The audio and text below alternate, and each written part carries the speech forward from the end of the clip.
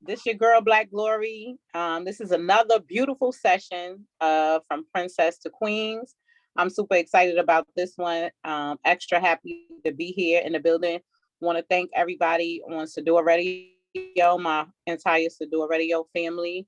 Mark for always making wonderful things pop and making this platform possible so that we can reach out to our communities and to our families and friends.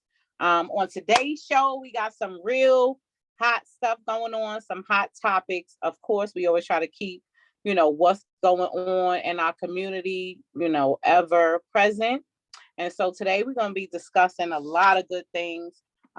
Mainly, we're going to be discussing mental health and depression. We know that these past couple of years, it has been a major issue in our communities. One, as much because we don't really address it. Black people have endured so much trauma dated way back from slavery all the way up to now. And I think because we were a product of slavery, we were, it was no way to address it. We just had to deal with that and just try to survive. We've always been in survival mode. But now that we're down to this generation where we are starting to live a little bit, we have a little bit more freedom. And with that comes a lot more responsibility. But now we are definitely seeing the effects in, our culture. A lot of people are depressed. A lot of people are committing suicide at higher rates. A lot of people are ill. A lot of people dying of broken hearts. And this is what we are here to address today. And I have some wonderful guests, well educated on all of these topics. And I'm so proud and happy to have, my co-host Tugboat Archie, but most of all, my beautiful, highly educated, and fully energized niece, Yasmin McNeil Van Horn, because she's a wife and a mother. So how y'all doing, co-host and my beautiful educated niece? How y'all doing today? Oh, what up? 3 times to the crowd. How's everybody doing out there? I am doing wonderful, wonderful. Just happy to be a part of this conversation. Hi guys. Hello to everyone on Facebook land and Sador Radio. I'm ready. Auntie, I'm ready. Let's get this going. All right, well, niece, before we, jump into the meat of things, I know we're a little bit late, but tell them about yourself, your background, what you're educated in, so they can understand why it was so, important for you to be on this particular show, and some of your titles and what's up and coming for you. Okay, so I'm Yasmin McNair Van Horn.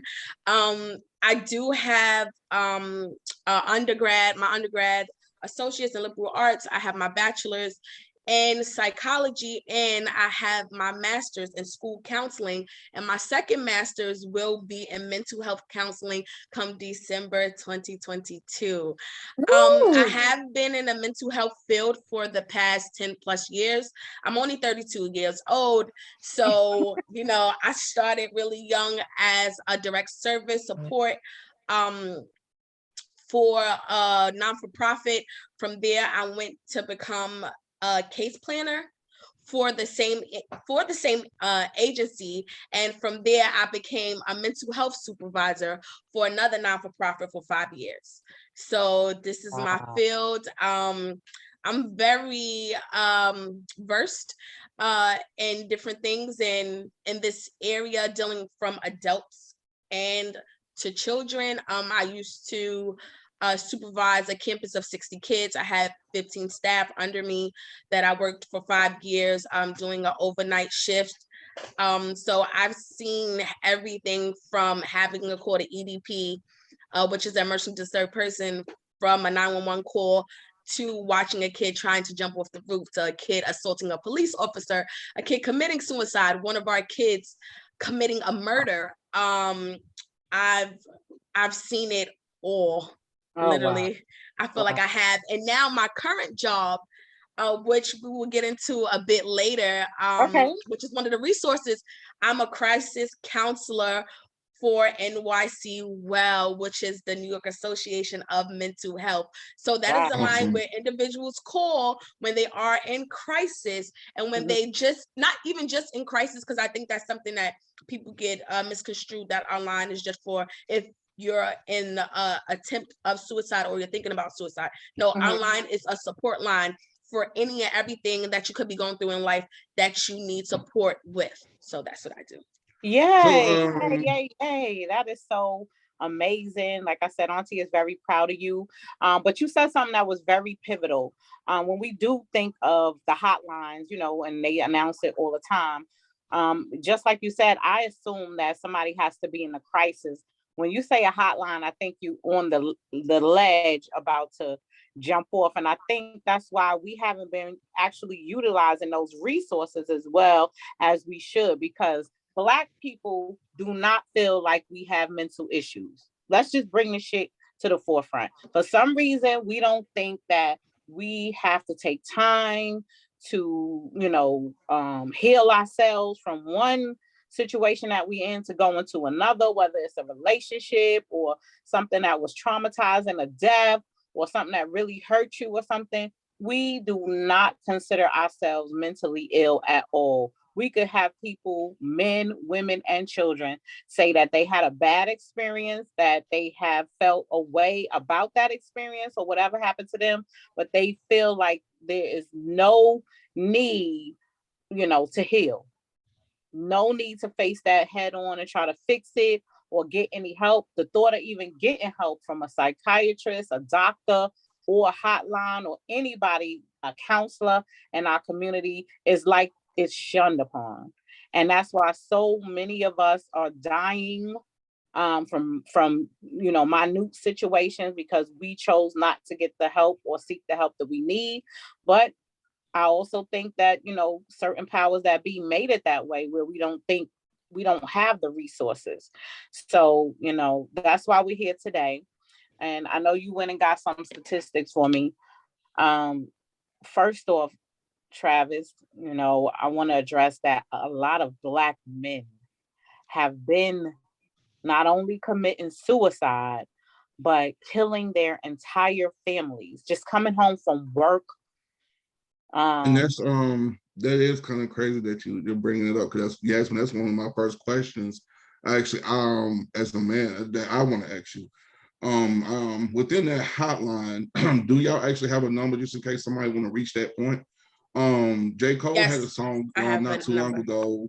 And it was like everybody talks about suicide, but with a homicide line. You know what I mean? So like if I'm to that point, do y'all have like a safe net where like if I get to that point, like, you know what, fuck it, everybody about to lay it down, can't do this no more. Do y'all have one of those numbers that, you know, that y'all can start putting out more that can possibly help decrease the number of families getting killed because of man or woman suicidal thoughts? Do y'all have like a safety net for those? So first off, I want to give the number to the suicide hotline, which they are calling it, but as of July 2022, they will be revamping the hotline as well, so it will make it easier for people to call. So currently the number is 800-273-8255. The number again is 800-273-8255. It's a 24-hour line and it's confidential. You can either call or text and chat on the line. If you don't feel comfortable verbally talking to somebody, you can text in and you'll be connected with a crisis counselor or a peer. And the difference between the crisis counselors and the peers are usually individuals that have personal experience with that particular thing you could be calling in to deal with. They have life experience compared to a crisis counselor, which we are clinically trained to deal with the crisis. So in July, we will make it easier for everyone, which we will use a 3-digit number, which will be 988, in order for people to contact us to get in contact with a crisis or a peer. Now, as of lately, I've noticed that more men have been calling the hotline than women. With our hotline, I have noticed an increase in male calls. Now with our hotline, we don't ask the demographics of ethnicity. We just ask of sexual orientation. So are you male, female? Do you consider yourself transsexual, pansexual? This is what we ask. We don't ask of ethnicity. So with that, there's an assessment called the CSSR assessment, which is just a crisis suicidal risk assessment. And with the assessment, we ask suicide questions and we ask homicide questions. So our systems will get triggered if you answer yes to more than one of these questions. And once you answer yes to more than one of these questions, now I have to go through a separate list of questions and ask you specifically, and it's targeted on your feelings. Okay, so how are you feeling today? What is your, on a scale of 1 to 5, what is the homicidal risk that you feel like you're going to go out and harm somebody? Okay, what is the reasoning behind harming somebody? And I have a list of 20 things that I can check off and ask you. And then I could even go deeper into that. Okay, are there reasons for you not to harm somebody? Do you have reasons not to do it? And then once I answer that, there's another level on our application which it triggers emergency level. So the emergency levels are from 1 to 7. So now it depends on how the person is answering the questions to me, because if I trigger a level 5 and up, that means that you are either willing, unwilling, and collaborating with me to make an EMS call. I may have to do an MCT, which is a mobile crisis team. I may have to do a wellness check, which I send EMS and officers out to your location to check on you. And if you're unwilling, they're coming directly to you. Even if you don't want to give me your name, apartment number, there are ways that I can locate you, which we use our IP address. So each computer, each cell phone have IP address. So if you're an imminent risk, I can use that information and call 911, and through 911, they're able to trace you. We even go as far as using Interpol, because we get international chats as well. So with that, we're able to connect through anywhere throughout the world and go through Interpol and connect with that country's emergency system, and then they're able to help. And then back to, I just want to give you a little background, I'm sorry. And then with African American men, I can't tell you how many African American men have called our line, but I can tell you how many men have called. And I work overnight, so I see out of maybe my 9-hour shift, I probably get, as of lately, I want to say the past 3 weeks, I probably had maybe 5 or 6 men call throughout the night. And they're calling in regards to relationship issues. They're feeling suicidal. They're feeling like, the world is against them. And this is how sometimes I do know if they are Black, if they said Black men in America can't do X, Y, and Z. So they are at that level, but we are trained to talk them back down to baseline, and then we give resources at the end of each phone call. So I would never let you leave my line and you tell me you're suicidal, A, without assessing, B, without making sure you're currently safe, you have no weapons in your home or anything like that to harm yourself or others or any dependents. And the next thing is without having resources, directing you to the right program, the right therapist that you can get to. Either you have insurance or you don't. It doesn't matter with us. We're able to point you in the right direction. Even if you feel like you're not comfortable making a phone call, I can make the phone call for you. Right. And connect you to the program. That's good. That's good. So from what Travis asked, so you're saying that there is some resources for homicide. You have information on that. Yes. You do a whole assessment of the people who call. Yes. You also give them a follow-up, and if you feel like it's a distress situation, you immediately go into an emergency plan where you guys are going to save lives and do all of that. That is amazing. That is amazing. That really is. You are a Black man on here. Yes. I want you to be our voice right now, because I know that I have 2 sons, and I try to effectively communicate with them, but I do know that boys are a lot more reserved. Men are a lot more reserved with their emotions. You know, a woman can immediately, we think with our feelings. You know, we could immediately say, we feel like this, we feel like you are not doing this, we feel this, we feel that.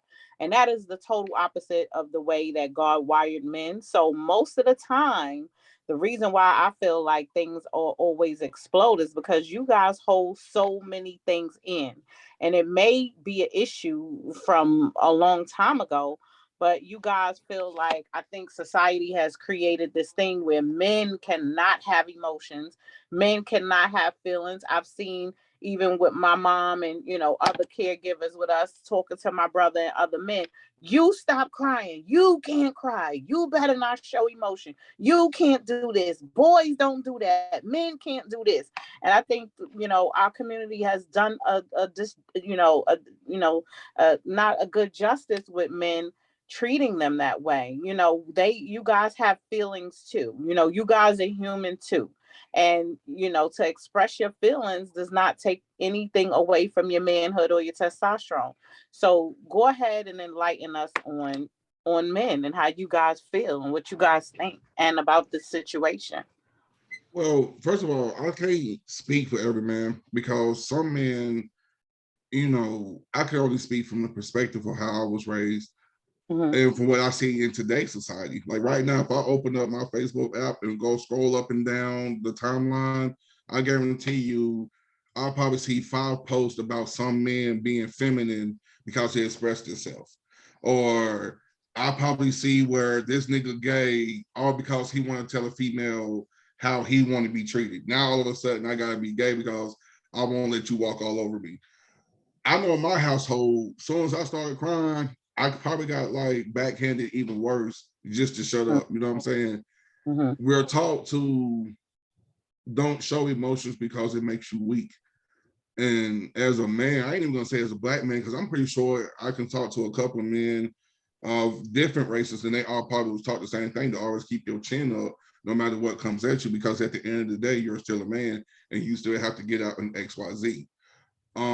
It does suck whenever you have like 100 years worth of bullshit happen to you and there's nobody you can talk to, because you either gonna get looked at the wrong way, or you either gonna get judged, or you are gonna be getting called gay. I'm just being real with you, you know what I'm saying? Because I'll give you a prime example. When my father died, I looked my son dead in his face and told him he better not cry. I haven't still yet cried because my father had died, because that's what he instilled into me. So in return, I installed that into my son. You see what I'm saying? Mm-hmm. We always have to be taught to be tough, because in this world, nobody's gonna give us a pass. No matter how soft we are, no matter how much stories we have of how like fucked up our life is, we know as men, ain't nobody gonna give us a pass to really show those emotions. And then when you do, 9 times out of 10, it get brought up later on. I told my daughter, Mom, I've been on my own since 13, and I thought I was so in love with my daughter's carrier that, you know what I'm saying, that we had some of those conversations. And the first thing she wanted to do is run to Facebook and bring it up whenever we get into an argument. You know what I'm saying? So I'm like, well, damn. I mean, I thought I could really trust you with some of my deepest secrets, but here you are using that shit against me. So for whoever was next in line, good luck trying to get that out of me, because I learned my lesson. So we don't get that leeway. We most definitely don't. Right. And Niece, what do you think? Because I think, you know, men have the added pressure because, you know, men are supposed to be the providers. You know what I'm saying? Mm-hmm. And everything, you know, all the burden falls on them. We basically don't get a break. And I love, and no disrespect to y'all women, because mothers don't get a break neither. But men, man, listen, we gotta be a protector, provider, most definitely a financial asset. I don't care what no woman say, but don't no woman want no broke nigga.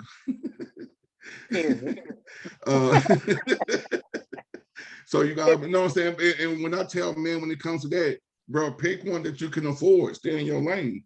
If you know a shorty that only like $5 gifts, then stick in that lane. If you know that's all you can afford, but that's a whole nother story. So yeah, that's like, a whole nother conversation. Because you over here trying to rattle my cage with that comment. Well, wait, come in, tell me, but am I lying though? No, To a certain extent, am I lying? I'm not saying that you're not independent and can't go get your own, but let's just be honest. If I approach you knowing that I only got this one penny in my pocket, and you see what I'm saying like that? No. And I done seen this shit from both ends. When I'm gonna make a comment for that. I see now being more mature and now being a mother as well. Most women live beyond their means because of social media, because of what they see other people doing. They want to look like them. They want to dress like them. They want to look rich without actually having the financial stability to maintain the lifestyle.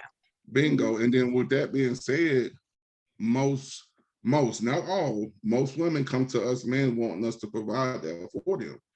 And because we're either body struck or face struck, they stress, not all of us, because I learned my lesson. I ain't gonna lie, I was caught up in this shit one time, you know what I'm saying? But I woke up, because if I'm not gonna stress myself out because I can't buy you a body from Miami, you know what I mean? But it's some men out there that will literally stress themselves out because they don't want to look weak. They don't want to look financially unstable. So they're going to hide all that. They're going to keep that conversation from that woman because he don't want to now be looked at a certain way because he can provide what she wants. Well, that's like we said, that's a whole nother conversation, but men stunt for other men. They don't stunt for women. You got to remember that. Men stunt for other men.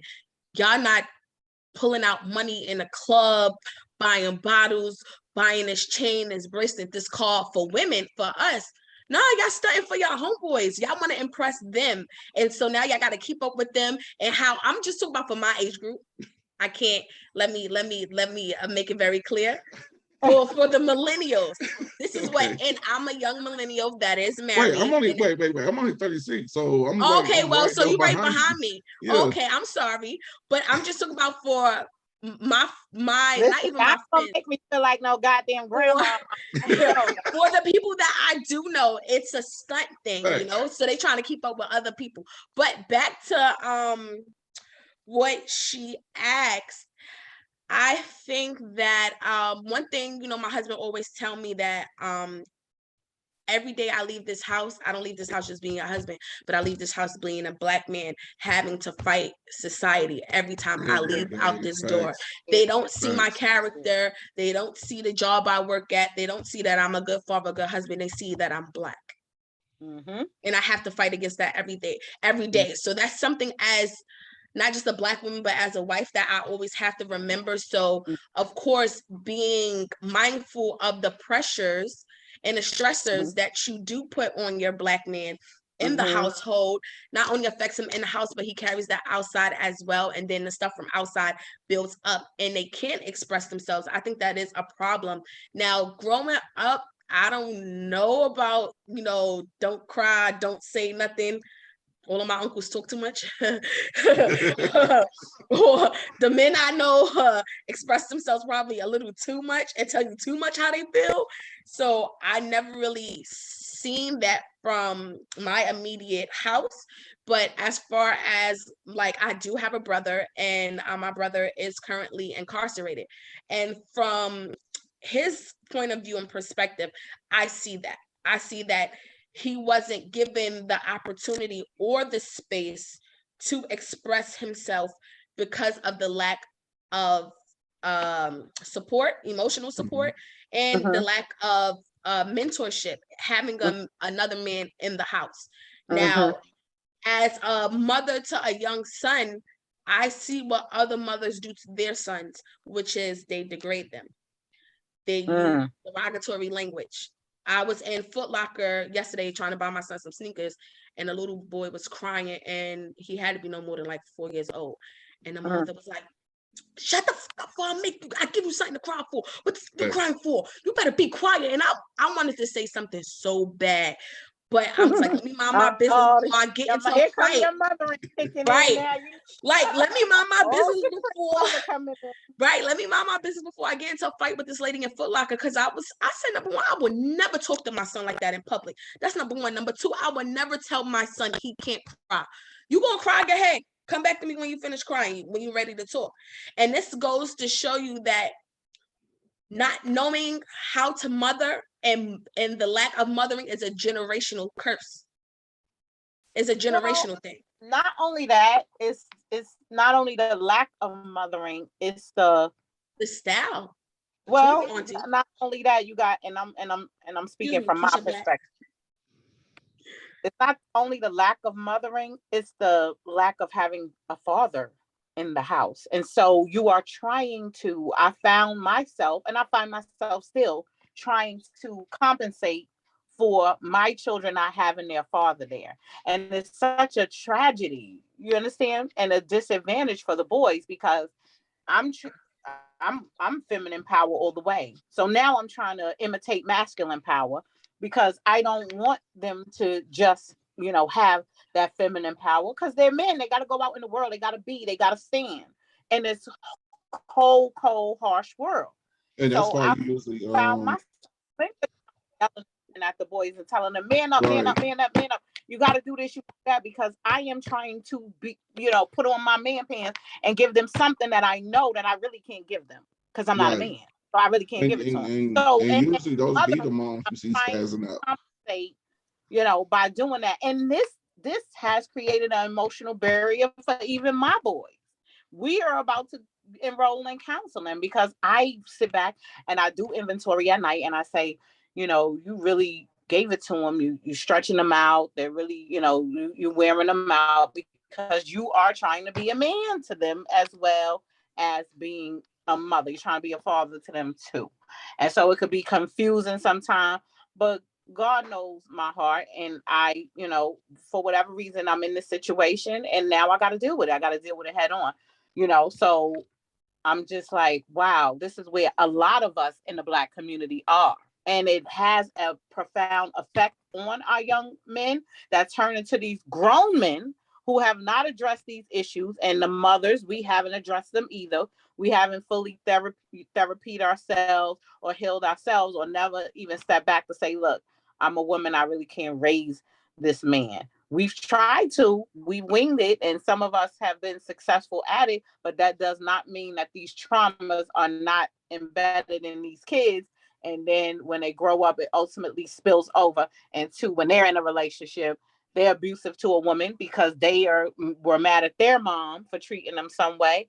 And then they go and start blowing your head off and their head off because of these issues. So, I mean, this is why I gotta give it up for the coaches, the neighborhood men, men like myself that actually steps up and don't want nothing from that mom except to be that role model in those boys' lives. You know what I'm saying? So you got to give like those type of men their credit where it's due, because what you seen yesterday, Yasmin, is the effect of not having that man in the household. And what Lakeisha was just explaining, like sometimes, like that's how I grew up. You know what I'm saying? Not to put, like this is my story, but it was certain situations that my mom had to like man up, and like sometimes I couldn't even realize she was my mom because she was too busy trying to be our father. It's five of us knuckleheads running around, and she pregnant with my baby sister, and yet here she go, with her muscles all out. So it's like not the fact that we don't forget that they're mom, but we got to understand that I'm grateful for what my mom did. Hell, it was my aunt that taught me how to fight. It wasn't no man, it was my aunt. You know what I'm saying? Because she was like the only male role model we had. And you see that so much in our community, that so many Black men grow up with moms being their male and female role models. You know what I'm saying? Did you say your aunt was the only male figure you had? Yeah. My nigga, she was rough. I'm about to say you had a gunkle? Huh? Yes. No. Like, no, my aunt, like my nigga, she was 100% female. Man, my aunt, rest in peace. But I remember one day I ran home, you know what I'm saying? On some man ain't trying to fight shit. Well, my aunt grabbed me by the back of my shirt, threw me right back out there on that concrete. And then, the rest is history. So after a while, I started playing sports. So I had to rely on my male figures to come from like my best friends, pops, or like the coaches, you know what I'm saying? And sometimes sometimes no matter how hard they work too, they don't get to us. We arrogant. We want to find out what's going on our own. There's a couple of them I owe apology to, because now that I look back at it, they was They wasn't trying to control me. They were just trying to show me that if I keep running with this crowd, eventually or later, your ass gonna get big. You know what I'm saying? And I really want to apologize though, because I should have been paying attention to us there running around the streets. Because eventually that's what ended up happening to us. We see how that fast money coming. We see how the women flocking to that money. So everything mama was trying to keep us away from, we ain't trying to hear that. Mama, you working all these hours. I'm finna go get these shoes on my own, baby. I'm gonna holler at you. Yeah, So, and that's how a lot of drug kingpins and stuff in our community was created, because of that one particular scenario right there. When, mama was at work, or mama couldn't get it or afford it, they took it in, we figure it out. We took it to the streets, and that's how a lot of that stuff was created. But that's a good thing you said, Travis, because that's why I keep my boys in sports so much, and so into so many different programs, so they could be dealing with men, and having that voice of a man. Since I'm right now not married, I make sure that they stay in sports, they in football, they doing this, and I make sure that I stay in with the coaches, and keep them busy on that level, so they could get some discipline, and they could hear a man's voice, and they won't have me all the time, just being over everything. And I make sure that I actually, thank God, I have a group of great coaches and great church members and stuff like that could step in and fill in and stand in line for the boys, because it's very important that we understand as women, even if we're single mothers, that we need to start doing these things and getting our sons in front of more men, because we cannot be a man. We can't give the boys everything. We can only be a woman, and they need a man on every level. So when I hear women that say, oh, they want to have a baby and they don't care if it doesn't have a father or whatever the case may be, they just want the baby, now I know that they need to see a therapist more than anyone, because there's no way that God intended for you to have a child by themselves, or you don't need a man, and all this hoopla that these people in social media and the news are trying to bamboozle you. Every culture, if you look at it, every other woman, mentally, financially, physically, emotionally, you need a man. You need one in your household. You need one to raise your kids. You even need one to govern over you sometimes. So please stop the foolishness. Now, I just want to address everybody, if y'all just tuning in. This is from Princess to Queens. We are on Sador Radio. We are actual radio stations, so you can download the app, the Sador app, and tune in. You can hear a lot of good stuff, our show, a lot of other good shows and everything. My name is Black Glory. We have some wonderful guests. We have my co-host, Tugboat, Travis Archie, and we have my beautiful niece. She's our mental health advisor on the show today, and her name is Yasmin McNear Van Horn. So Yasmin, what about the women? What about these teenagers and the women? I know we had like a cluster of pageant queens and everything. So many women and their teens and young, bright women who were plagued. I mean, who were in our society, we deem the most beautiful type women, beauty queens, pageants, physically fit, beautiful, have a tremendous amount of brains, just doing wonderful things. And all of a sudden you hear about them just jumping off a building or whatever. What is that? What is the statistics? What's going on? I want to touch on, I want to say rest in peace and send my condolences to the former Miss Teen USA and Miss USA. I watched the Red Table Talk that her mother did. And her mother said that from a little girl, Chrislyn was battling with depression. This is not just something that came up in her teens or in her adulthood. This is something that she's been battling with for a long time. Chrislyn did have a sponsor, which they call it, or a support partner that she could have called. She did go to counseling. She did have her family support. She had her friends support, but she just got to the point where she felt like it was just too much to manage and to deal with. And she did reach out to her parents, but her mother didn't see the messages.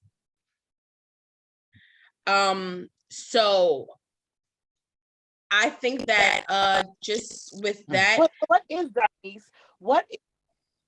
So there's different types of depression, and they're all, I got my information ready for you. So there's different types of depression, and they all are categorized differently. Mhm. And so the different types of depression people can go through, you have major depressive disorder, you have persistent depressive disorder, you have seasonal affective disorder, and then you have postpartum disorder. What most people go through are seasonal affective disorders, to when the weather changes, the seasons change, it's rainy, it's sunny, they will feel sad, they will feel depressed. So most people go through that. And then you have the women who do get pregnant and do go through postpartum before and after the pregnancy. And postpartum just doesn't last until the first year of the baby. It can last up to 5 years, the first 5 years. Yeah. Well, I had that. I had that when I first. Men go through postpartum as well. I just want to make that clear. Men through. I didn't know that. Wow. Yes, men do suffer from postpartum as well. Oh my God. So it comes from the trauma of being inside the delivery room, seeing that and seeing your partner affected and not being able to physically come to her rescue because you know there's nothing that you can do. And then the trauma of aftercare. So being someone that's doing aftercare, they get affected as well by that. That is so funny you said that, because I just had a talk this morning and I was saying what, how traumatizing it was to have had a C-section. I say that too. That's why I don't want to have another baby. Like, well, why would you say it was traumatizing? I said, because imagine you getting rushed into a room and you got like a dozen people in there. And I said, Dallas, it was so hard for him to get out. It was like 5 or 6 people yelling and screaming and pressing on my stomach. And they all were Caucasian, just yelling and screaming, all these lights in my face, all of this stuff. And they were tugging and pulling on me and just trying to get him out. I was like, yo, that shit was so traumatizing. Like sometimes when I have, I may have a nightmare or something, and I would flash back to that scene. And then I look over there and I see Dallas' father. He just standing there in a daze. And I cuss him out. I'm like, you just standing there, motherfucker, and they just over here pulling and tugging on me, and they yelling and screaming in my face. You ain't even holding my hand. You ain't doing nothing. You just standing there looking goofy. Yo, I get on him all the time about that. I was like, yo, you left me hanging in there. Word to mother, you let them jump me, and you just stood there and collected the baby after. Like I just served my purpose with that. Yo, I just said that earlier. So, that is a very traumatic experience, and it doesn't just cause postpartum, but it also causes PTSD as well. And especially in African American women, we do have the highest morbidity rate when it comes to labor and delivery, and we have the highest rate when it comes to C-sections. So you have to understand C-sections is a money business. Most of the time, and they are very traumatizing, because I immediately after that experience, I tied my tubes. I said I will not have another child come out after that experience. I ain't go that far, but I'm okay. Raggedy fathers. After them 2 raggedy daddies and not that the raggedy daddies experience, I'm done. Wow. So you didn't know them niggas was raggedy before the bird? I know one was raggedy. I knew one was raggedy, but I still gave him a shot at it. It's okay. The other had on sheep's clothing. I know, because I was, I must have had a mental illness, and I thought that, I could fix people, but I learned the hard way. Nevertheless, I have a beautiful child that's very intelligent, and So we just gonna roll with that. You know, you live and you learn, you make some mistakes. But you see, I immediately stopped it after that. I told you that once that I had that experience and his dad was standing over there looking goofy, I knew from then we wasn't going for another one. So I tied them tubes and moved forward. We closed that chapter. So I do have some information for you guys when you're ready. All right, okay, go ahead. Okay, so because we will go into a whole nother topic with dealing with that. So according to the CDC, emergency room visits of suspected suicide attempts rose in adolescents, particularly amongst girls during the coronavirus pandemic. According to study published by the CDC, the increase started in May 2020 to from February to March 2021, emergency rooms visits for suspected suicide attempts were over 50% higher amongst girls ages 12 to 17 during the same period in 2019, according to the study. For boys of the same age, the increase was under 4%, compared with the rate during the corresponding period in 2019. The rate of the emergency department visits for suspected suicide attempts was 2.4 times higher during spring 2020. So that's when we were at the beginning peaks of COVID-19, 1.7 times higher during the summer of 2020 and 2.1 times higher during the winter of 2021. The study says the increase also shows during the study the difference between the number of visits amongst girls and boys, consistent with previous researches, saying that self-reported suicide attempts are consistently higher amongst adolescent females than males. Still, the findings suggest severe distress amongst young females have been identified in previous reports during the pandemic, reinforcing the need for increased attention, prevention for that particular population. Importantly, the report also shows the visits suspected for suicide attempts amongst adolescents, females during 2020 and 2021. They want to make it note that this does not mean the suicide deaths have increased, just the attempts. So attempts and deaths are two different things. Well, let me ask you a question. With those numbers, that was around the time that everybody couldn't really go nowhere. You know what I'm saying? Everybody was stuck in the house. You know, all of a sudden, TikTok, boom. So as me being a questioner that I have to ask this question. Do you believe that half of that have to do with certain images that they believe they couldn't keep up from what they seen on social media at that time? Yes. Social media and the news. At that time, there was no other news but COVID-19, but seeing refrigerated trucks behind hospitals, in front of hospitals, videos from unnamed hospital workers showing rooms full of dead bodies, corpse on the ground. And then too, you have to remember, you are dealing with a generation that's used to being outside, being everywhere, being on social media, doing whatever they want. And then for all of that to come to a halt, and then their face to be in the house with their abuser, to be in the house with their predator, to be in the house with parents that don't talk to them, that don't feed them. So you are going to see an increase in these numbers. And the news didn't make it any better and not even just female children, but any of us, male, female, cat, dog. I'm a pretty strong person, and I was somewhat affected by what I saw, but I had to go to work every day. Yeah. And I'm not going to hold you to it. I actually left the medical field for a little while for what I saw. You know, I know this show is not about that, but just know I get it. Whenever you sit here, we have conversations like this with a patient, and then come back, they're dead. Y'all don't understand the PTSD that a lot of us healthcare workers have sustained from seeing bodies drop like flies in the fucking winter. But you know, that's the stuff that, you know, we expect for our jobs to get us help with. because we were seeing war numbers. We wasn't just seeing like small casualties.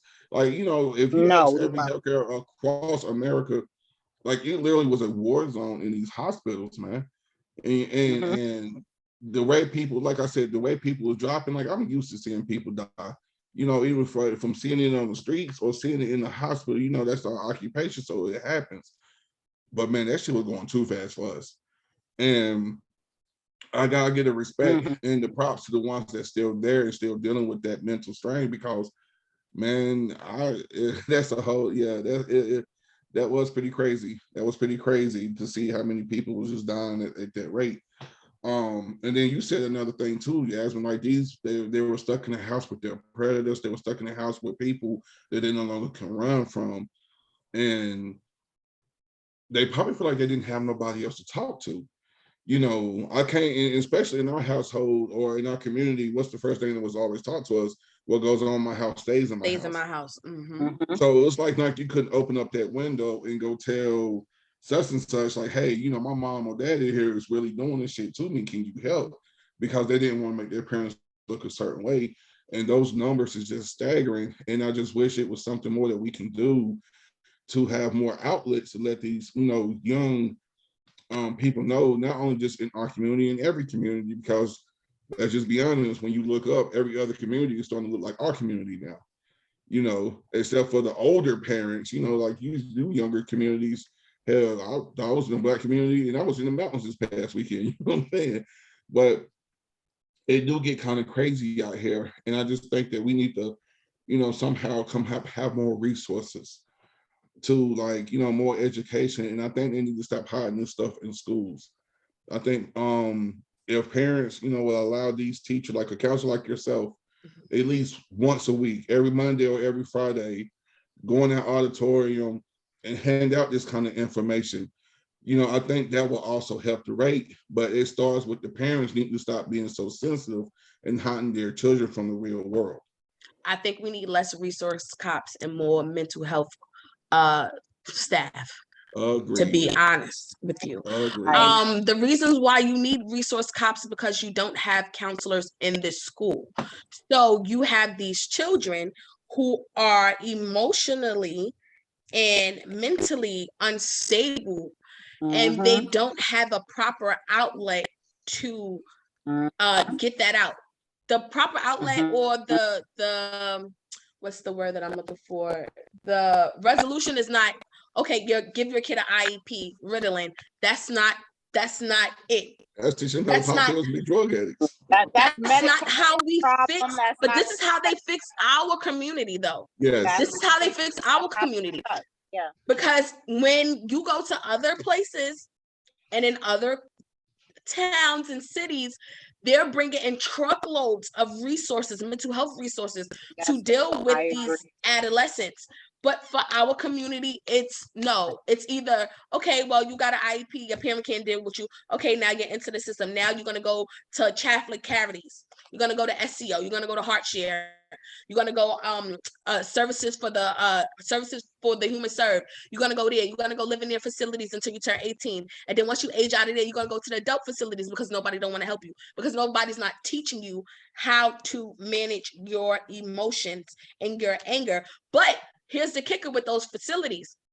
I worked in them for years. They don't help either. No, because money. Because each bed equals $1. Each bed equals $1 from Medicaid, Medicare, Social Security, and the state. So each time we have a bed filled, where that money that's generated to us, but you know what allocated is coming there. That goes back to we as a community, we are always looking outside of our community, you know, for resources when we need to pick up and be responsible and be more strategic and more organized for ourselves. I mean, well, it have to start with us trusting us. We no longer trust us. We already knew that you said what? I agree with you. I said it starts with us trusting us again. You know, what I mean by that is we not only have to be trusted, we have to be accountable and we have to be responsible. Yeah. At the end of the day, these are our children, okay? And we have to face the reality about it. we always bullshitting and we're not taking our families and all of this stuff serious. Just like we said, social media, this rap music, all of these images that we see on TV, this love and hip hop shit and all of that, that is not reality. They keep saying that this is reality television. This is a detriment to our culture. We need to be more responsible. We need to stand up and stop this bullshit and start being who we need to be in our communities, role models and all of this stuff up. We need to get our finances together and our resources together, like some of the Jewish and other culture communities. They do not look to the government for resources.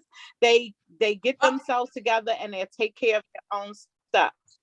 That's not true, Auntie. Well, I mean, those people, they still put it all in their community. They use the government. They closed. And yes, I know they a lot read. of them They definitely redline their community, so you can't come in and infiltrate their structure. You cannot. Of they education use the of finances. image. You're right. Yeah. So let me tell you something. This is the misconception that I'm just going to touch on it and then move on. This is a misconception that most of the world have, that African Americans are the largest group that are on public assistance, and it's not. It's the Hasidic community. We know that. Okay. That are the largest partakers and frauders of the system. Yep. It is not us. Okay. So with that being said, a lot of times is you have, and I feel like I'm a product of after school programs. I'm a product of mentors. Okay. I'm a product of going and traveling from 14 years old. My mother like, okay, you get on an airplane. Okay. All right. Who you going with? Okay. Here go your money. I'm a product of church and having women that prayed and uplifted me. So I'm a product of that. So what I noticed is that a lot of times that we don't buy into the programs. The programs come to the school, they get city funded, because first of all, you got to get the grant from the city. All right, get your LLC, okay, make it a non-for-profit. You get the grant from the city, and now, okay, you get the licensing to go into the schools. Now, if the parents are not sending their kids to the programs, the funding is not going to come back for the next semester or for the next year because you're not participating. So it's not just about the programs being there. The programs are there. When they don't participate, then the programs go. So now they're allocating the money towards making a new bathroom, new basketball hoops, new basketballs. What the hell? Where's the books? Well, and that, I feel like that goes back into that comment I was making, that we got to learn to start trusting each other again. Like in the 50s and 60s, it was nothing for our grandparents to come together and knew that Miss Smith would come get the kids from like this time to this time until such and such get off from work. Yasmin, you hit it right on the nail, because I've been an inner city youth kid all my life, and I see it all the time. A program will come by there and they offering all this free stuff, but because they either think it's a scam or they got to sign all this paperwork, now they don't want to do it, because now it's over 10 pages of paperwork, but they don't understand that paperwork is needed to help keep data so it can keep bringing this program back into the community. So once those parents once those parents start falling off and start complaining they don't want to do that paperwork, that company was like, well, I could take this money somewhere else that I know these parents will be agreeing with doing this. Now, I'm not going to say every Black parent didn't take an opportunity, because I was that child too. She let the program come to the projects. I was on it. I was not going to miss no trips. I wasn't going to miss no free lunches. None of that. I was in all of. Oh, we were all in Yogi Bear. I was in all of. You feel me? But it's just some parents they won't. But and even with the I feel like I had 1,000 jobs. I used to work for the after school program too, but in order to keep our funding, we had to have a number of kids show up for a certain period of time.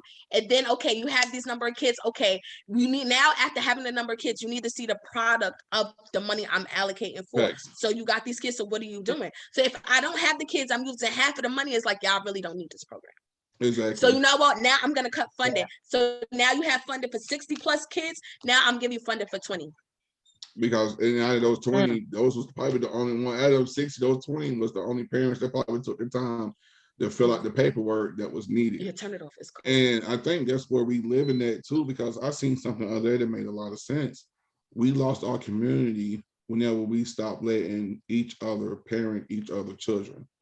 You know, now all of a sudden, if I tell your son, hey man, get off my yard, putting trash in my front yard.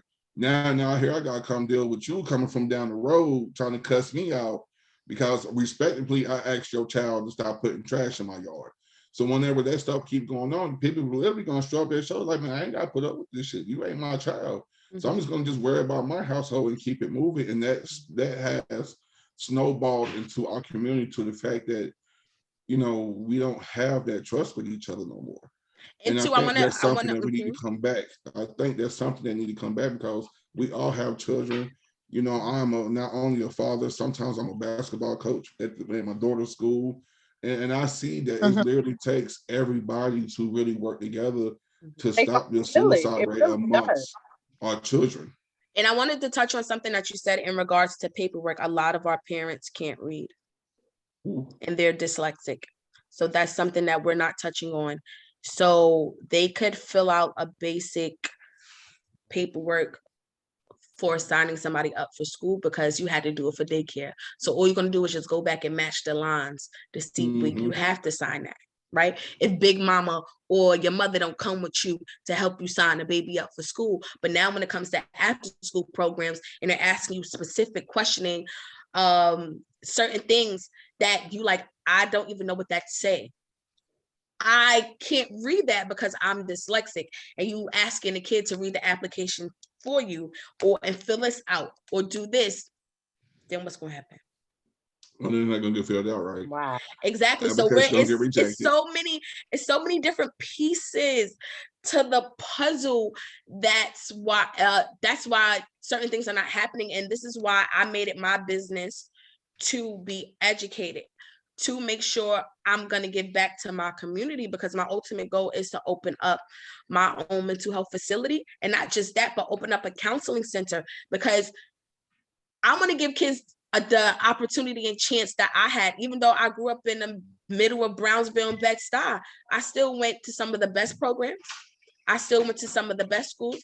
I graduated top of my class, junior high school, a college. I just graduated with honors. Like, I literally had those things afforded to me because my mother was like, okay, no, you're going to go from after school program. You're going to go to your science program and then come home, eat, you finish your homework. Okay. And go to bed.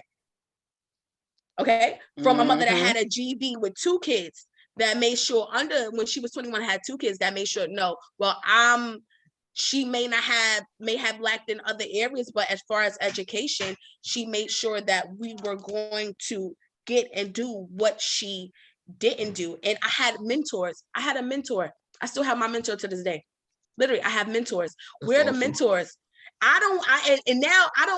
What's the mentors?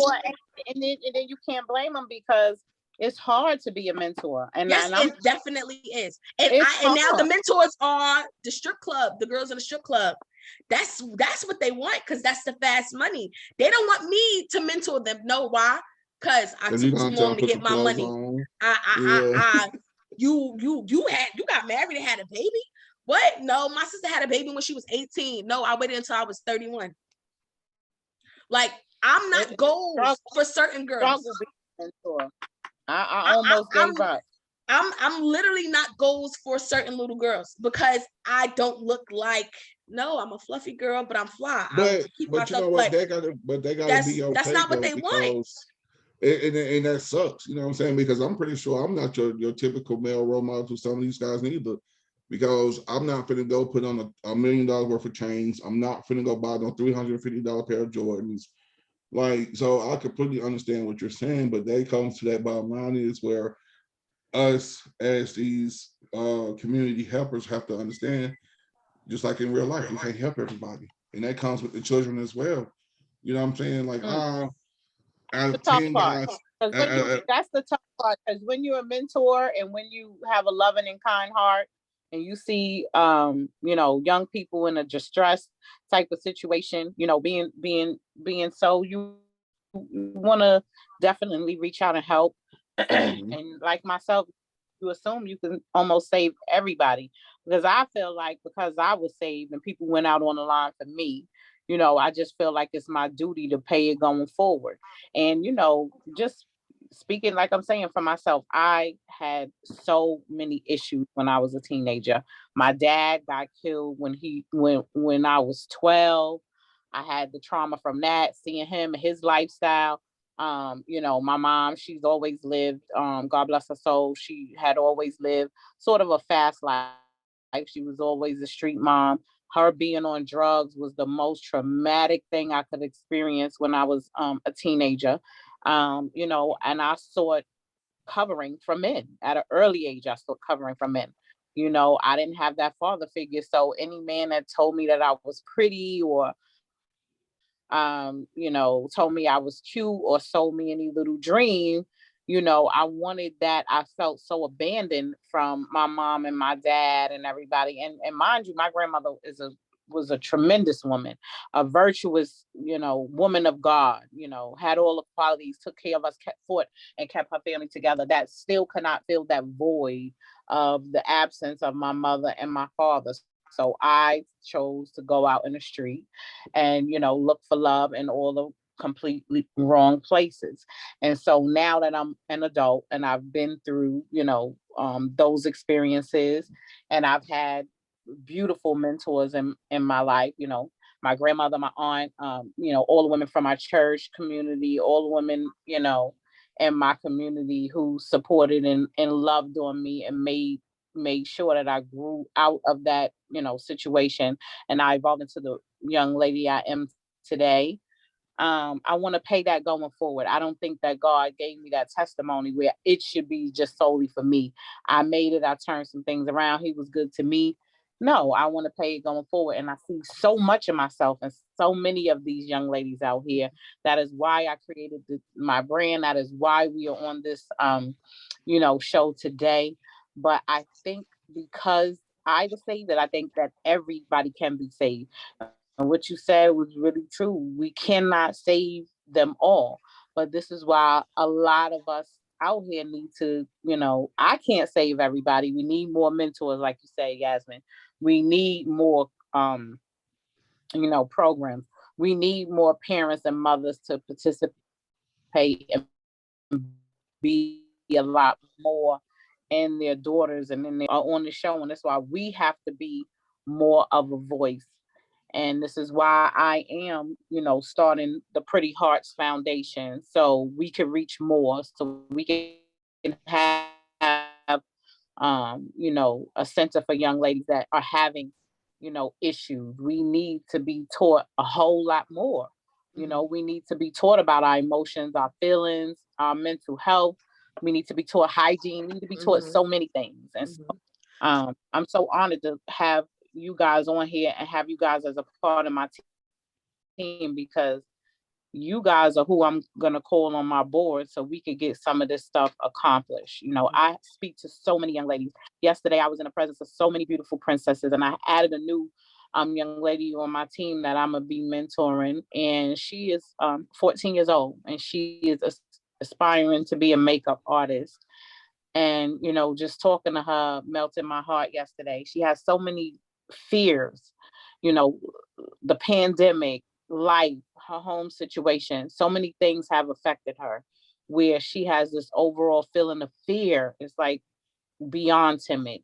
It's to the point where it needs to be healed and nurtured.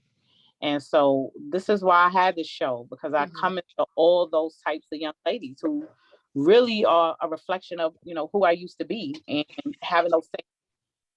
So I just want to know, Yasmin, if do you have anything that you could say to a young girl that's watching the show right now, Wow, who may, not know?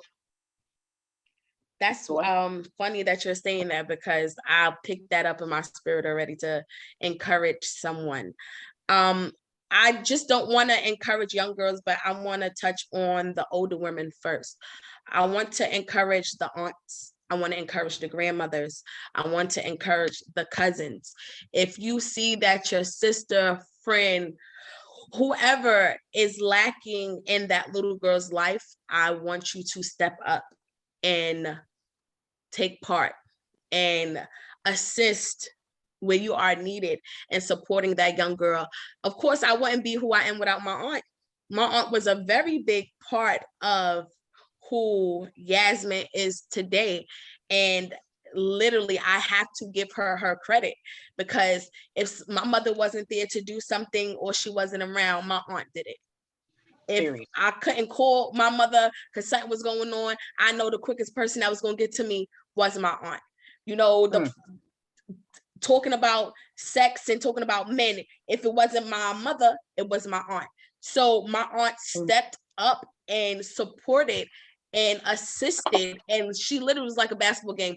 My mother threw her the ball, she caught the assist, and let's keep going. And to build me to the, she may not, a little analogy, I stay around my husband too much. She may not know or understand that, but I'm going to say this publicly. She is a big part of why I am the way I am, and I am who I am, and assisting me on just preparing me to be a mother, just preparing me to be educated, and prepare me to have my sense of independence, but not to be solely independent because I'm married.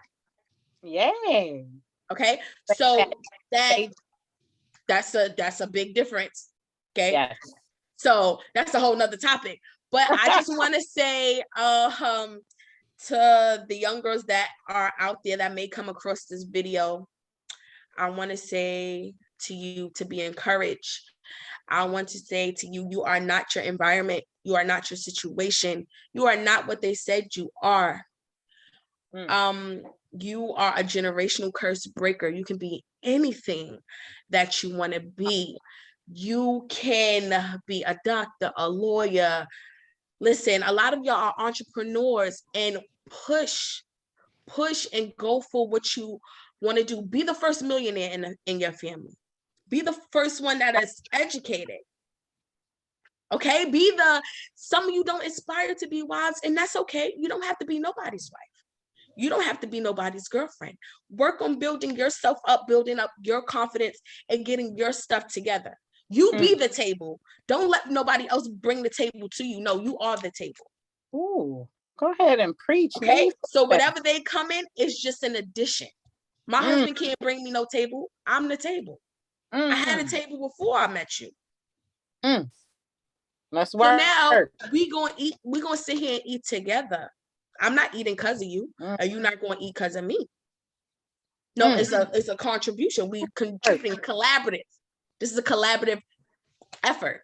So I just want to say, be encouraged, love on yourself. I know a lot of young girls are dealing with body dysmorphia, are dealing with eating disorders, are dealing with low self-esteem because of social media and a BBL, big butt era. And work your gift. Okay? Work your gift. Work your gift.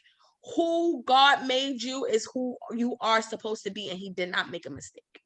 You are not a mistake. You are not a mistake. I have to keep saying this. You are not a mistake. I don't care who said you were a mistake. You're not a mistake. You have purpose. You have purpose. You have power. And tap into that purpose and power to get to your next level. Tap into that purpose and power to be who you are supposed to be. Because with God, we are able. Girl, I'm a living example of that. Okay? I have to conquer and face everything. Without God, I am nobody. I don't know who I would be, what type of mother I would be, what type of wife I would be. But I know once I put my faith in him, and even if it's not, you don't believe in Christianity, you believe in Islam, Allah, whoever it is, higher being, energy, crystals, whatever it is, believe in something, have something that's going to push you towards your goals. You got this. You got this. Enough people don't say, I'm proud of you. I don't know you, but I'm proud of you. Oh, that's a wonderful word. That was powerful. Oh, that's why you might. Oh, I love that. You hear that, princesses out there? And that's to the queens too. That is a remarkable thing, Yasmin. I'm so proud of you. I'm so glad that you were on the show today. And for those of y'all who are just tuning in, once again, this is your girl, Black Glitter Glory. I have my beautiful niece and I have my co-host on here. We are on the Sador Radio app. This is From Princess to Queens radio show and podcast. And today's topic was mental health. So many in our community are, finding themselves depressed, committing suicide, attempting to commit suicide. We have been afflicted with the pandemic and so many other issues that we are, racism. We still have the trauma from that, and racism still exists. So I'm not speaking in past tense. It is current right now. We see lots and lots of young men getting gunned down by police, harassed by police in our neighborhoods. We see a lot of mass shootings and all of this stuff we don't understand. We see our friends and family just dying off right now. I'm in the position right now where I am grieving.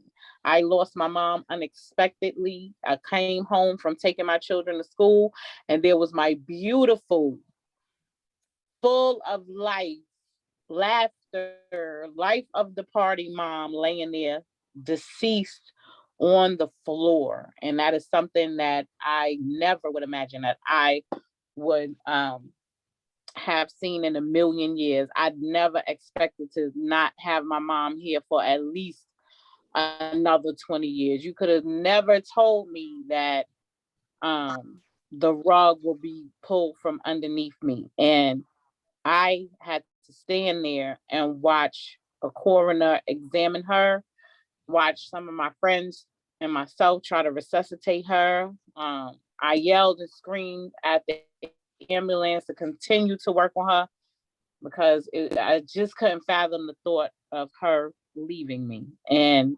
since then, my heart has been completely crushed.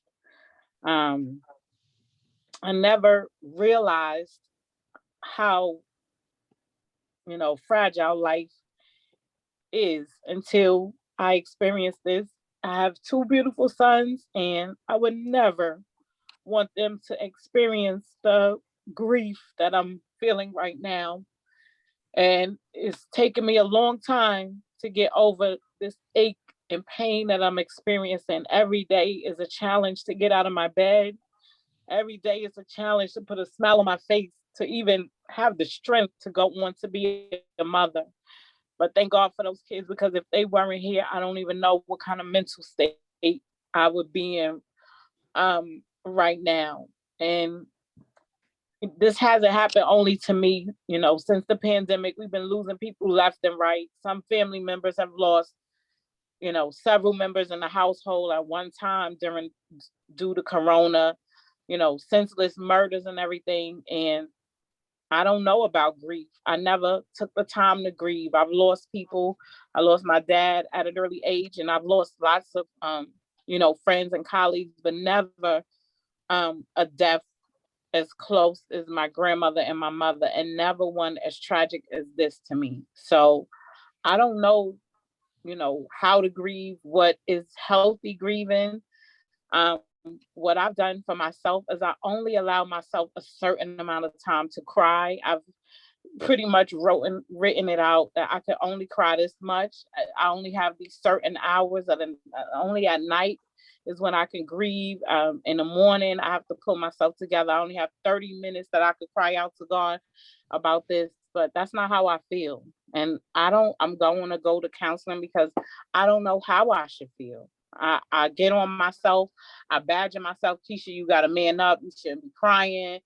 Your mother won't want you to do this. She won't want you to do that. I'm at war with myself right now because I feel like if I'm crying too much, if I'm grieving, I'm a punk.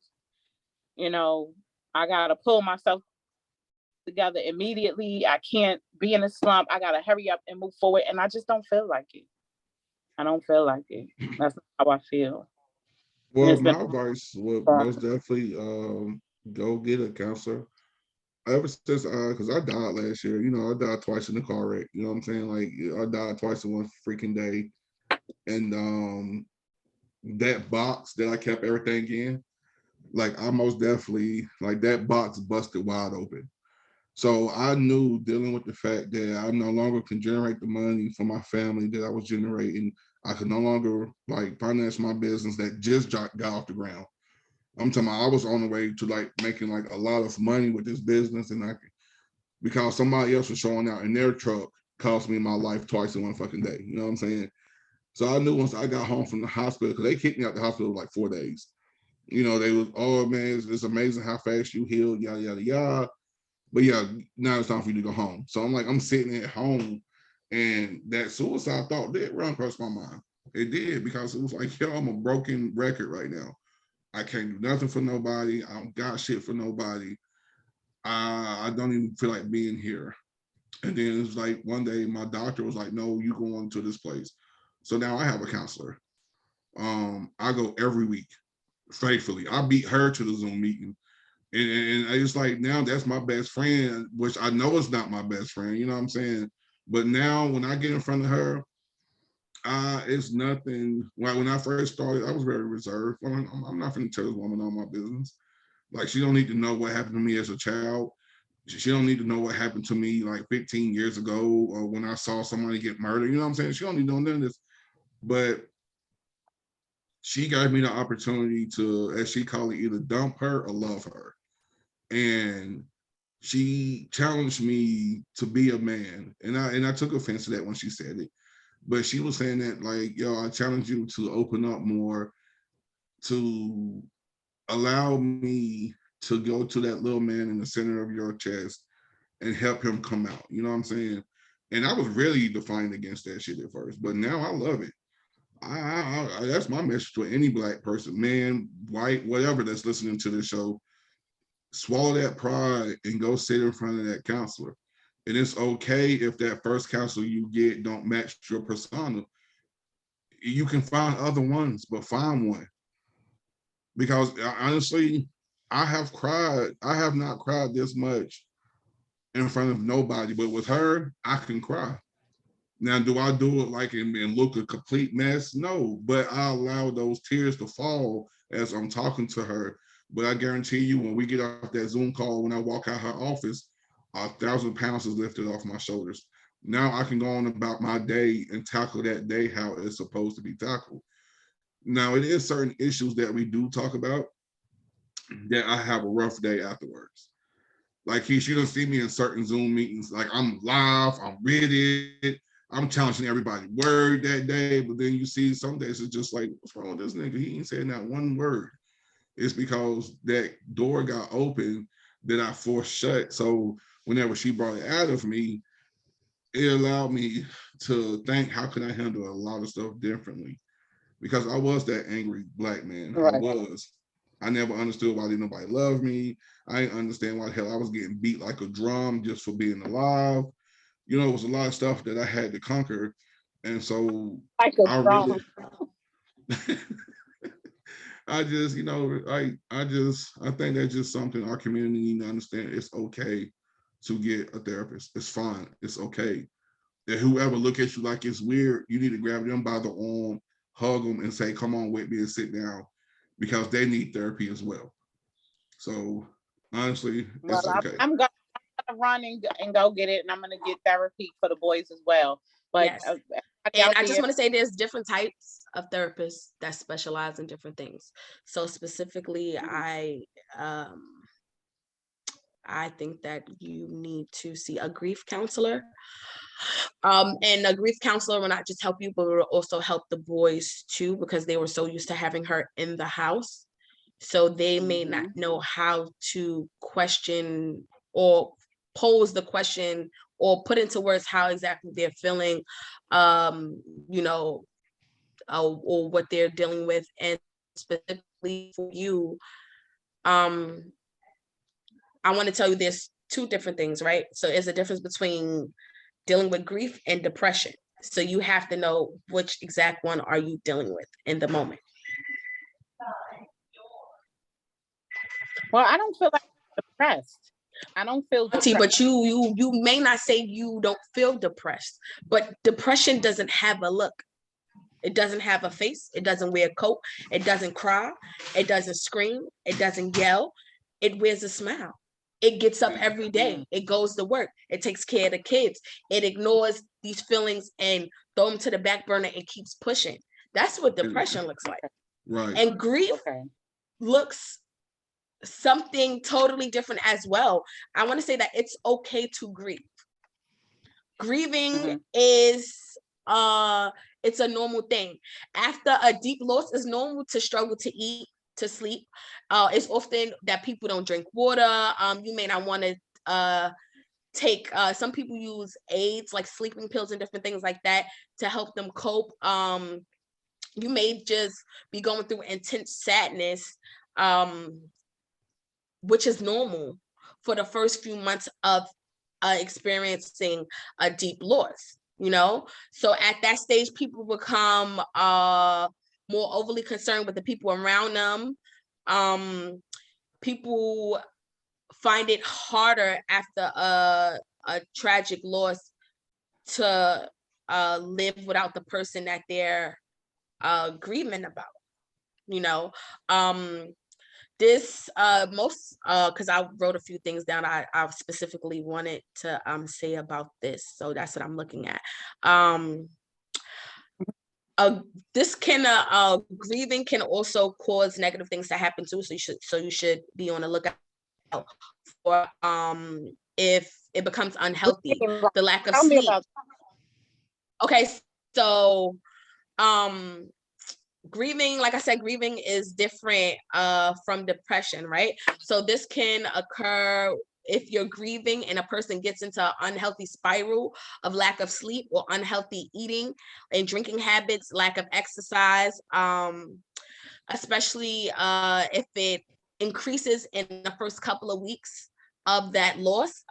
People are especially at risk of depression rather than grief if they don't take good physical care of themselves. If they become too isolated, I would suggest you to join a support group moderated by a trained grief counselor. It definitely helps people realize that they are not alone, that they see grief as a human thing that everybody shares. Okay. And then I wanted to go over a couple of tips that you can do to combat your grief. The first thing I want to talk about is accepting some loneliness. Okay, accept some loneliness. Loneliness is completely normal. It is normal to it is normal, but not to get too isolated. So I want you to be able to reach out to people and support groups who are comfortable with grief and who let you move through the process at your own pace. Because some people like, oh, all right, your mother died, okay, get over it. No, you don't get over that. You get through it. So you can't force anybody to let you get over it. The next thing I would suggest is not just for you, but for anybody that's dealing with any type of grief, is to choose good company. Look for friends, old and new, who know how grief feels and who can let you be you. Alone, but not be alone, but not alone. When you just need company and who won't place any further burdens or expectations on you. You want to keep those type of people around. And the third thing I would say, be gentle with yourself. Try not to judge yourself for not doing better or keeping it together. It gets easier over time.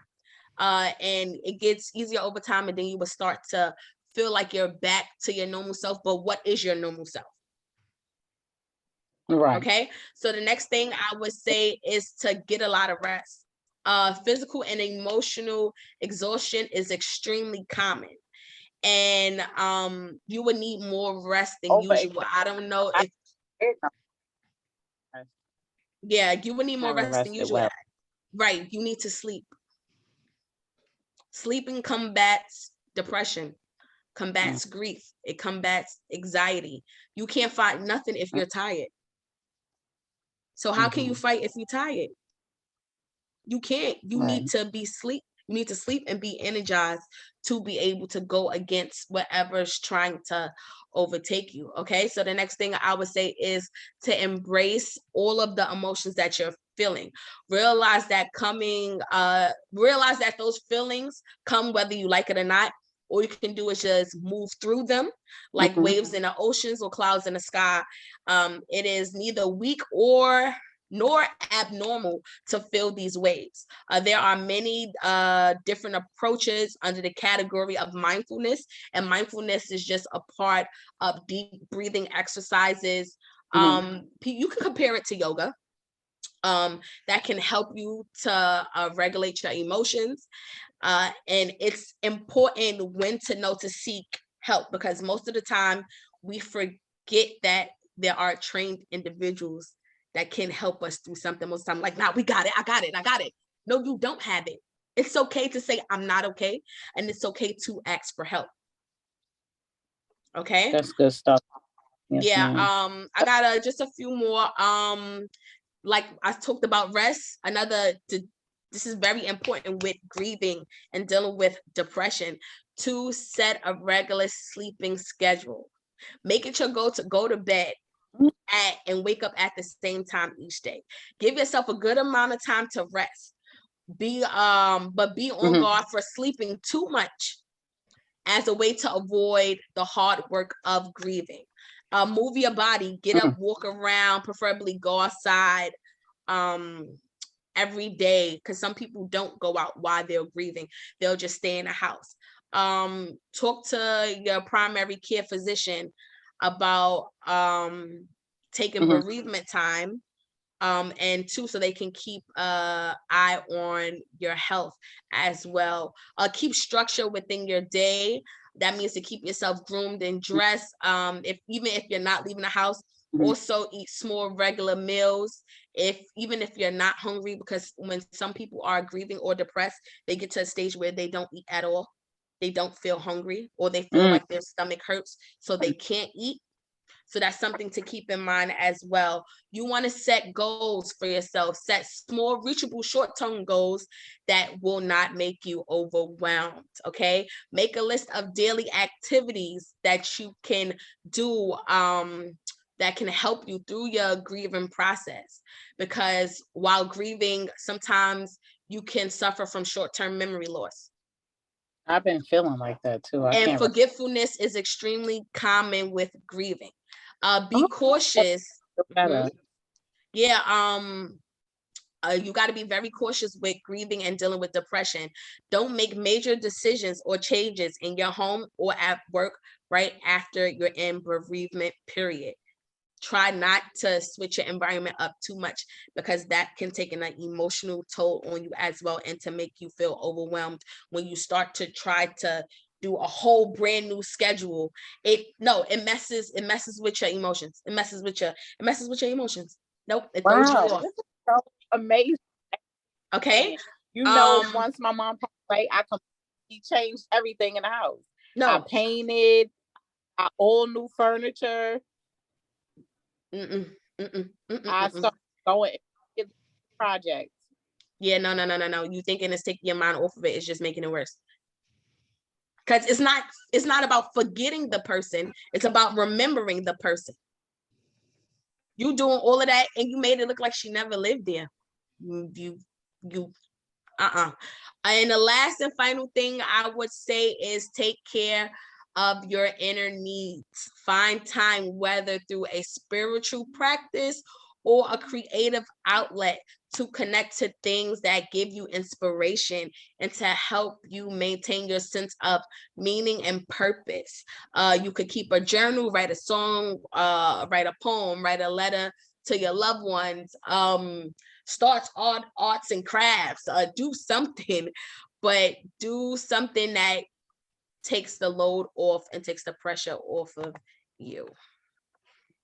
Oh, look at my niece. She just helping auntie out all the way. Thank you so much, niece. I needed all of this information, and I'm sure that many of you out there on Sador Radio Land, y'all need that information. All of us are going through very trying times in this from 2020 to 2022, with all that we've been seeing and all that's been going on, dealing with family, inflation, rent hikes, Roe versus Wade, all kind of decisions that we are being bombarded with, men and women in this country and all around. We see war in Ukraine, nations rising against nations. All this stuff that we see right now is taking a toll on us, emotionally and mentally.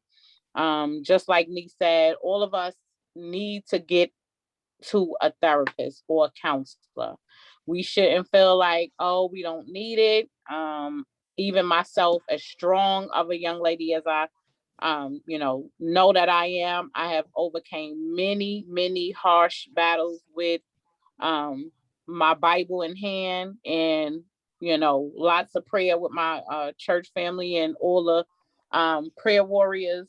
But this one definitely has taken a toll on me, and I do realize that I do need some type of help, and I do need some type of counseling, and it has triggered a lot of stuff that I didn't deal with in the past, and it has affected my sons. Thank God the boys are very expressive, and they definitely told me exactly how they feel. They love their grandma, so it's not very hard to notice that it's a big void in all of our lives. But what I'm saying is, not adults need counseling, but Right. our children need counseling too. And if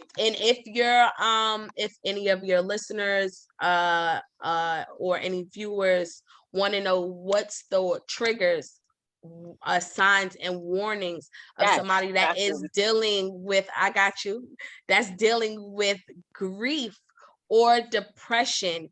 Even if you're wondering about yourself, if you start to see feelings or have feelings of sadness, loneliness, emptiness that lasts for most of the day or for several days on end, the loss of interest or pleasure in activities that used to be enjoyable, tiredness, chronic low energy, difficulty thinking clearly, concentrating, making decisions, or remembering, feelings of worthlessness and guilt, feelings of irritability, frustration, or anger that are out of that you blown basically out of proportion, of restlessness, agitation, sleep disturbance, sleep deprivation, sleeping too much, sleeping too little, change of appetite, most often leading to weight loss, though some people may have increased their appetite and gain weight. Okay. Reoccurring thoughts of death or suicide, as well as suicide attempts or plans.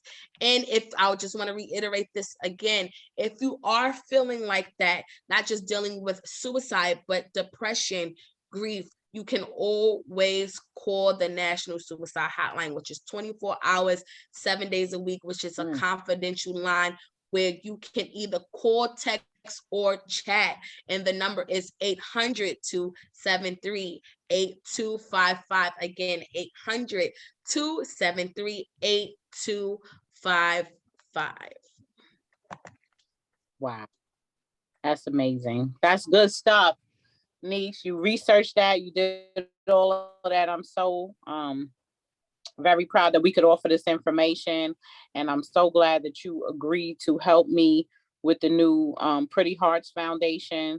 I just want to make this type of information, this type of counseling, this type of mentoring available for young ladies and teens. So many young ladies who are going through different things, and a lot of them are afraid to talk to their moms and their parents or stuff like that, and they do feel like it'll be a safe place to talk to somebody else that they probably think that could relate to them. I've had so many young ladies come to me like that, and I definitely want them to get the help, the emotional help that they need, so they could be mentally stable, to grow in and to. We're gonna be doing a lot of giveaways. We're gonna have a lot of resources and a lot of information, and we'll be looking for everybody out there in Sadorland and all of my Facebook and Instagram family. We are going to be looking for help, and it won't be only monetary. We will be looking for funding for the programs that we're about to do. We want to offer things like coding for the young. Yeah, we're going to need some sponsorship. We're going to need some of y'all to come mentor, some of y'all who were, from the financial background. We do want to teach the young ladies financial literacy so they could be independent and they could be entrepreneurs. That's one thing that I want to stand by. To teach them what a simple savings and checkings account is, to teach them how to fill out a check, how to balance a checkbook. There you go. Stuff that, some of us had to learn the hard way, and, we had to learn it a different way. So we want to offer all of that to the young lady. So y'all look out for that. And Yasmin, I'm glad that I'll have her on the board as well. We'll be working with my spiritual leader, Lisa Manning. We will have my beautiful cousin, Carla Jordan, as our treasurer. We got so many wonderful ladies that's going to be on this cabinet. And I'm so excited that we're about to turn up and get, the help and the information we need trickle down to these young ladies. Yasmin, tell them how they can reach you. You gave the hotline number. If they wanted to reach you direct, give them your handles and your information. Okay, so if you wanted to reach me direct, my Facebook is Yasmin Van Horn, YAZMIN, last name VANHORN, again YAZMIN, last name VANHORN, and my personal Instagram, which is at Esha, ESHA_LOVEME. And before we go, I just want to say to the parents of these young girls, stop telling them they don't go through anything. That is one of the biggest misconceptions that parents have. You don't have to pay any bills. You don't have to take care of yourself. What you going through? Why you stressed? Why do you feel depressed? You don't have no reason to feel depressed. That is one of the biggest things that you can say to your child. Let's stop that. Yep, I say it to my kids all the time. And then I double back and be like, tell mommy. Mommy loves you. Tell mommy. Yeah, so that's a good thing. Travis, how could they reach you? My Facebook is most definitely Travis, last name Archie. My Instagram handle is The Block Entertainment LLC. All right. That's it. Hold on. Yeah, no, it is The Block LLC ENT. That is my Instagram handle. Ladies, I really want to thank y'all for letting me be a part of this conversation, because it's a conversation that's needed. If I can, I got a YouTube channel as well. It's called The Block Entertainment CEO. Both seasons of the show is out. Make sure y'all go like, share, and subscribe to that channel. Other than that, man, thank y'all. I appreciate it. And y'all know this your girl Black Glory. Y'all know how to reach me. On Facebook, my name Lakeisha Buckley, and on Instagram, I'm Black_Glory. And for my business, is Pretty Princess _Cosmetics. Y'all could go to the website and order y'all some goodies. We got the bomb onesies, lip gloss, bonnets, all that stuff you need. Pretty. Most of all, we got a beautiful message and a big heart. And you can reach me at the website is IamPrettyPrincess.me. Once again, that is IamPrettyPrincess.me. Real quick before we head out, niece, what lip gloss you rocking? What's your favorite? Because you big on makeup. What's your favorite lip gloss? So what I currently have on is something that I started, but I just continued, which was a clear lip gloss. Maybe I should get back to that. A lip gloss and lash line that I'm wearing. And I have some of your stuff that I have worn. Okay. Some of your products, have been on this canvas. Okay. But right now, what I'm rocking is really, really heavy. Hold on, let me get my bag because I'm gonna show you. Come on. Okay, so let me show you. Now, so I have my NYX Butter Gloss, right? And this is cinnamon roll. I love this, right? And then now I'm using this new line, which is called 1211, the It Girl Gloss. So this is the brown lip pencil. I thought because I'm a chocolate girl, it wasn't gonna work, baby. This is everything. Okay. I love it. I love it. So work. Yeah. I love it. Well, the queen, I have I love MAC lip gloss. Of course, I'm all Pretty Princess all day. Shout out to my cousin's wife, Patrice Buckley, because I have signature brand, and then I use the handmade, and she has her own lip gloss line, and it's Tasty Lips. Y'all go follow her, Tasty Lips. She does a great job. She's clean cut. She mixes all of her own lip gloss, and she makes some, she mixes mine as well. And she makes the most fruitiest, smooth, nicest gloss in the universe. I was out at a pop-up shop yesterday. You have to pause that. What? Yeah, because it's fruity is even a word at this point. Or It's so fruity. Lip gloss that she makes, it smells so yummy. The lip gloss that she makes, it smells. She don't know. It's so delicious. But shout out to Tasty Lips, shout out to Patrice. Y'all go ahead and go, y'all go ahead and get some if y'all want to DM me and everything. And y'all email me and DM me. Y'all come on the website and tell us your favorite gloss. Go ahead and get you some Tasty Lips / Pretty Princess. We got Lippy, we got bling tops, we got everything. We got all types of goodies for the girls and the adolescents, for the queens, teens, and tweens. All right. But it was fun. Shout out to Mark. Shout out to all of our friends and family. Condolences to my little brother. He just lost his dad. That's tragic to lose 2 parents in less than 6 months. Chuck, hold your head up. I love you deeply. Take care of my little nieces. And God, I got y'all. Y'all in. We'll be back next. Till then, y'all stay safe and blessed, and go get a therapist now. Yes, go get a therapist. Night, everybody. Happy Sunday. Happy Sunday, but go get a therapist.